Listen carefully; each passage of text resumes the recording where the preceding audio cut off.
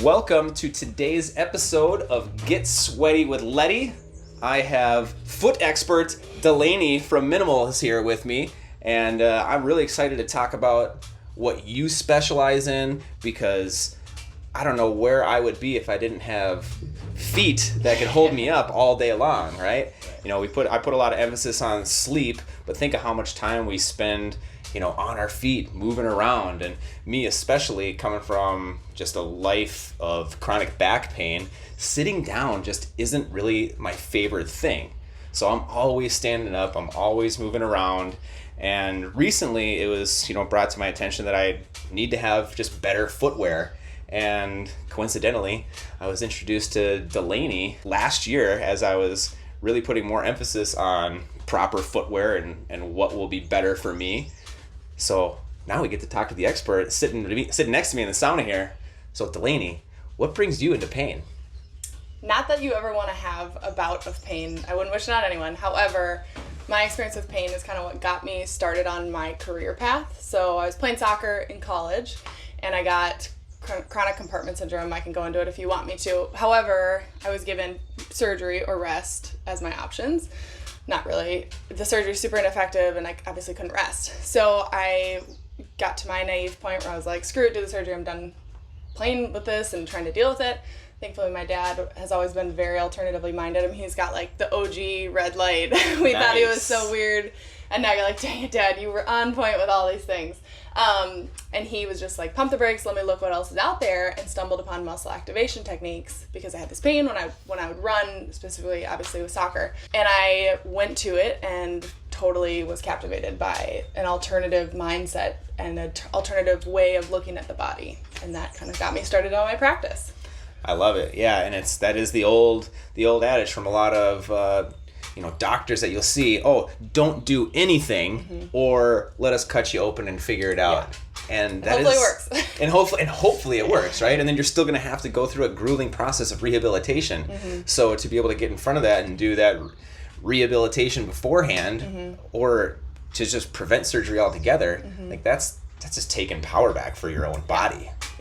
Yeah, and it has totally changed my mindset of so many different things, and my practice, which I can get into. Then I specialized in gait analysis, and as I'm coming into contact with more people and treating more, knee, hip, back pain, so on and so forth, looking at the foot as I'm learning more about it, and how many people have quite literally no strength to give in their feet. I'll do one test where I just want you to be able to hold your big toe down against this card that I'm trying to pull out, and we should get like 10% of our body weight through it, and people like, I'll pull it out, no problem. And you're like, you're standing on these feet all day, what the heck is going on? You could be jacked everywhere else and your foot is like, and so that was a huge aha moment. Again, it's just been a really natural and organic process as I've gotten to where I'm at today with Minnemals, and I can go into all that. Sweet. Yeah. So when you're saying, put a piece of paper under someone's toe, are those people having like nerve pain preventing them from moving their feet? Are they just not even able to move their toes at all? Yeah. For me, because when I had my worst bout of nerve pain, I couldn't lift my toes whatsoever. And one of the things that got me to lift my toes was seeing Dr. John Pietola, who was essentially helping turn on parts of my body that were turned off through his techniques and through the ARP machine. And with the ARP machine, one of the first things I'm doing for loosening is putting these pads on the bottom of my feet and raising my toes and pushing them down. I'm exercising my toes, turning them on. Yeah. So a lot of people would imagine just probably neglect movement of their toes, especially since they're neglecting what's going on in their foot. Yeah. What was it like for you when you were having your foot pain? Was it just constant pain? Were you unable to move your toes? No, when I was in pain as a soccer player, it was more so you have fascial compartments in your lower leg, and essentially when you exercise, your muscles expand, and it doesn't expand enough with it. So it's almost like a casing that is a balloon's trying to blow up and the casing isn't allowing it. Yep. So it feels like a ton of pressure and pain because it's just like there's literally too much pressure in the fascial compartment. So I wasn't as knowledgeable I mean, I didn't know anything back then, but when I was going through it for myself, I wish I could go through that process again and kind of like assess what was I limited in, but essentially what I would chalk it up as is there was way too much stress being put on that compartment that I was feeling the pain and, had the symptoms in. And MAT and going in this alternative realm was the first time that someone looked at everything around it rather than focusing on that area. Everyone else had been like, we need to strengthen it, we need to massage it, we need to loosen it, whatever. And this was the first time it was like things around it aren't contributing enough, so that's getting overloaded when you're running. So right. Yeah, and fascia is just this like built up tissue that is creating this warning signal in your body saying, hey, there's a problem here. Yeah. And the restricted movement and the inability for your brain to communicate properly to that is going to create a host of problems. And yeah, when you're moving around your feet all day, that's a pretty big problem. Yeah. If you want me to get on my soapbox this early on, I'm more than happy to. Let's hop on it. In regards to people not being able to lift their toes, I think a large contributor is the amount of cushion and padding that our shoes have that people wear all day long, and the toe box that's so narrow. Quite literally, you have hundreds of thousands of nerve endings at the bottom of your feet, no different than your palm. Like, you can feel different textures and it tells your brain what you're feeling. But when you always have a rigid and thick sole underneath it, those sensory receptors don't get much stimulation. And so your brain isn't feeling much from your foot. And if it's blinded from what's happening down there, it's not going to be able to activate it well or use it well. And so I think quite literally over many, obviously days, months, years, this takes to where now I can't lift my toes or press pressure down, is because you're not getting any stimulation, and therefore those toe muscles aren't having to work. Wow. Yeah, no, that makes a lot of sense. My dad, who is no longer with us, I should find a picture of his feet. Oh yeah. He wouldn't want me to do it. Spooky. But, yeah, pretty gnarly feet. His sister, my aunt, also no longer with us. Two of the most interesting looking feet I have ever seen. Yeah. And when I'm seeing the type of advice that my dad is getting, it's almost like he's wearing these like, I don't know, space shoes with how big they are, and he's supposed to wear them all the time, and his feet are only getting worse. Yeah. What do you say to the aging population when it comes to like taking care of their feet? Because I feel like the aging population is stuck with, got to get orthotics in, all of this padding, otherwise you're just not going to be able to move. Totally. Yeah. Whenever I do pop-ups and I talk with someone that's older and I say that there's no arch support in my shoes, I have to, it's okay. It's okay. I'll tell you why it's okay. That's a big pain point for me too, because one of the greatest predictors of a person to fall with age is their toe strength, because your toe muscles are what make up that foot strength, your intrinsic foot muscles, we call it. And as those get weaker, your reflex or your ability to prevent yourself from falling forward, you are more likely to fall. So what grinds my gears is that exactly what you just said. Everything we tell the elderly to wear are these boat shoes that, again, take away more stimulation, which it even gets harder to stimulate those sensory receptors as you get older. But it also, again, only further weakens that structure as a whole. And it's like, if you ever feel when you're on a big piece of foam, it's a very unstable surface. So why are we walking around in that every day, especially with a population that we're worried about falling? Yeah. And you hear so much about how important it is to stay grounded. And when you're trying to ground yourself, you are barefoot. You aren't loading things onto your feet to try to get grounded.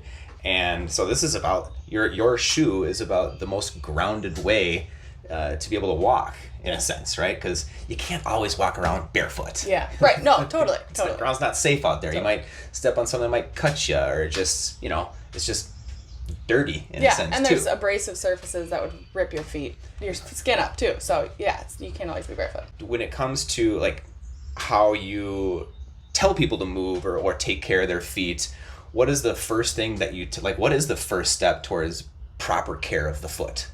I would say my first thing is I'm like, just go without your shoes more often, even just in your home. You'd be surprised how many people never take off their shoes because they've been told to never, especially if you've had plantar fasciitis or something like that. It is like this fear concept of I always have to be wearing my shoes with these orthotics. So just telling someone they have permission to take off your shoes more often, just feel things. I mean, there's so many exercises that I can get into with them, and I typically do, but I would say just go without shoes and feel what you feel beneath the ground. Just paying more attention. Your brain can do so much if you're just paying attention. Like mind to muscle connection goes a long way. My mom, she recently had surgery a few months ago for hammer toe. Yeah. And that's when, like, you can't see up here, but, you got a toe that's essentially going over top. Like buckled of like the, that. Yeah, and just not providing any sort of support whatsoever. Yeah. And, she's advised to go and have surgery for that. So she has surgery for that. They put a pin in there. Pin comes out early. Surgery doesn't work. She's back to exactly where she was. Yeah. So all this time, this agony, the money, pain, all for nothing. Mm-hmm. And you can get out in front of this by doing these simple measures organically. Yeah. And that's just why I'm so excited that we're having this conversation, and I can't wait to bust out the shoe a little bit later and show totally everyone. Right, though. You're totally right, and that things like bunions, hammer toes, neuromas, these foot things that we attribute to, like, our grandmas had them. Those things don't happen overnight. It is a long progression that then gets to that severe point to where the hammer toe is totally rigid and you can't move it at all, But there's so much beforehand that is the lead up to that. Like, it starts with a weakened structure and then your body adapts and compensates. And so it starts to grip because it might be weak there, so on and so forth. That it's like, if we just backtracked some and took care of it now and kept and encouraged stimulation and strength in that, how much more can we avoid? Because people don't like to, when you're in your 20s and 30s and 40s, like, you're not worried about a bunion, but once you have a bunion, you care a lot about a bunion because it impedes a lot of your movement and a lot of times has a lot of pain with it too. A bunion, that's kind of like a hardened blister in a sense. No, Please describe a bunion for me. So bunion, if you take your big toe, it's when your big toe, I'm gonna try to do this with one hand, pushes inward so much that then the bones start to protrude on the side. It's just if you ever see a big toe that's a really hard angle inward, that's a bunion. However, again, like with all the feet that I've assessed, look at how many people, you try it at home, try to lift your big toe, and I would be willing to bet most people it lifts up and in versus straight up and down, which is the range of motion and plane of motion that we want it to be in. But when you always wear a narrow toe box, it pushes it to work in this plane of motion instead of this plane of motion. And that is not a bunion yet, but that is the start of the progression into that, because now we no longer, like I said, don't have strength here, but we have strength here. Yeah. So you keep walking and functioning with that plane of motion now, and then it just is a progression. Sweet. How's my big toe? I was going to say, it doesn't look too bad. Yeah. Can you lift just your big toe and leave your little toes on the ground? No, like this? I can't. I can't. There you go. So that's a thing to work on. It's super easy. Again, just bringing more mind to muscle connection on that. But your plane of motion looks good. I like it. I'm going to work on individual toe exercises. Yeah. Big toe and little toes at once is another easy starting point for people. Yeah. For me, it's something I've noticed is just, you probably can't see, but my pinky toe is just a little bit closer to my ring toe. And that's something that I'm working on. And, for me, I'm sure that's just a lot of constant sock wearage or bad shoes in a sense, right? Like, what would cause my pinky toe to be a little bit closer? Say the toe box of most shoes are pretty tapered and narrow, and so it's going to push those together. I mean, an extreme would be like a men's dress shoe that's really tapered at the toe, or a high heel that's really constricted at the toe. It's going to, if you wear it for long enough, it's not like wearing these for an hour is going to do anything, but when it's compounded time, your toes then start to form to that. Yeah. I mean, you see a lot of professional athletes struggle with this type of stuff because they have to tape their shoes so tight and able to perform. So, hopefully this can be a trickle-down effect to all the way to professional sports, where redesigning how to perform while taking care of your foot as opposed to hindering your foot, right? Do you think that could be a possibility at some point? I go back and forth on that in regards to like cleats and performance-specific footwear, because it is like that kind of for a reason. But outside of that, you absolutely should be doing things to try to reverse that almost, Yeah. But I think it's so interesting, the handful of professional athletes that I have worked with, you'd think, well, surely they will be working on this because they're on the elite level, and it's like they might be doing a calf raise, if anything. And it's crazy what athletes can do with so little. But it's like you have no strength through your big toe or no strength, here and there. And I mean, how often do people sprain their ankles?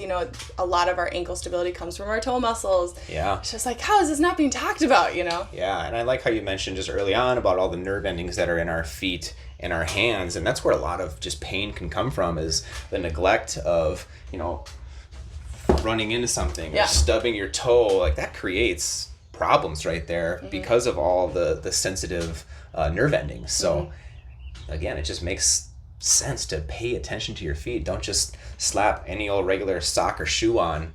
And ever since I started really paying attention to my footwear, I pay attention to other people's footwear. Yeah. And there is a shelf life for a shoe. Just because it can go on your foot and you can tie it doesn't mean that you should keep wearing it. Yeah. How often do you recommend people to change their shoes? Maybe not necessarily your shoes, but what is a good timeline for a shoe? Yeah, well, it is dependent on the type of shoe, because a foam shoe wears down a lot quicker. Okay. And so if you're looking and you can already visibly see the angle, I mean, you're probably, because that's now, squished down to what your heavy wear pattern is. I don't have a timeline that I don't work with that type of shoes usually to where I have a perfect timeline. But, if you feel the indent of where you put more pressure, it's probably time to switch it out. Especially with foam. You should pay more attention when it's foam. How often do you see where, one shoe is being worn out faster than the other? And maybe that's just pressure. Can footwear help, or is that something that might be a different reason why someone's putting more pressure on one foot than the other? Yeah, so with my gait analysis that I work with people on, there is a lot that your walk tells me about your mechanics. So for example, just yesterday I was working with a woman and her right foot turns out a lot more when she's walking. And so then we assess, okay, why is it doing that? Sometimes it's from the hip, sometimes it's from the trunk. In her case, she doesn't have good stability on the inside of her foot, so her body wants to stay outward because it's strong. I mean, your body always just wants to go where it's strongest. And that's my big thing also with barefoot shoes and Minnemals and stuff. It's not that, well, you should never be looking for a shoe to cure something, fix something, whatever. Because it's not. It's just masking it. Yep. But my thing with barefoot shoes, it's not that wearing a barefoot shoe is going to fix X, Y, and Z. But more than anything, it's going to be a mirror to, okay, I feel a lot of pressure on the outside of my foot, because you can feel it. Why am I so heavy on the outside of my foot? Can I try to get over to the big toe? Just paying attention to things that you can't feel when you're always in a huge soled shoe. Yeah, I can't wait to get into the shoe here. I can't wait to talk about my experience introducing the shoe into my life, which was just over a year ago. But before we get into that, I think it's time to throw some logs on the fire here, get this thing pumping so that we can find ourselves with some contrast therapy here soon. All right, we'll be right back.